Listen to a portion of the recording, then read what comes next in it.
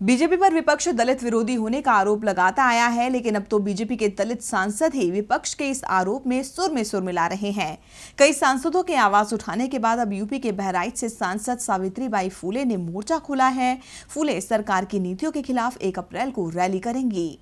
दलितों की नाराजगी लगातार सरकार के खिलाफ बढ़ती जा रही है। जहां मुंबई में यलगार मार्च निकाला जा रहा है, तो वहीं दूसरी तरफ पार्टी के खुद के सांसद ही मोदी सरकार से खफा हैं।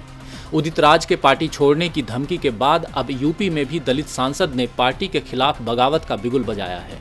सावित्रीबाई फूले ने न सिर्फ खुलकर अपनी नाराजगी जाहिर की, बल्कि दलित विरोधी होने का आरोप लगाकर अपनी ही सरकार को ललकार दिया।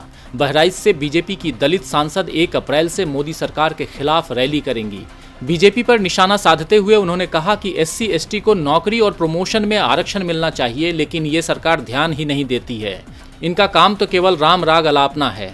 सांसद का कहना है कि मैंने सदन में भी आवाज उठाई थी, लेकिन आरक्षण के खिलाफ साजिश रची जा रही है। उसे बचाने के लिए मैंने आंदोलन की शुरुआत की है। आपको बता दें कि उत्तर प्रदेश में योगी सरकार के खिलाफ बीजेपी के सहयोगी पहले ही नाराजगी जता चुके हैं। इनमें सुहेलदेव समाज पार्टी के नेता ओम प्रकाश राजभर सबसे ज्यादा मुखर हैं। अब ऐसे में सावित्रीबाई फूले ने भी बगावत का बिगुल बजाकर बीजेपी की परेशानी और बढ़ा दी है। तो अब देखना होगा कि इस मुश्किल घड़ी से पार्टी कैसे बाहर निकल पाती है। DV लाइव की रिपोर्ट।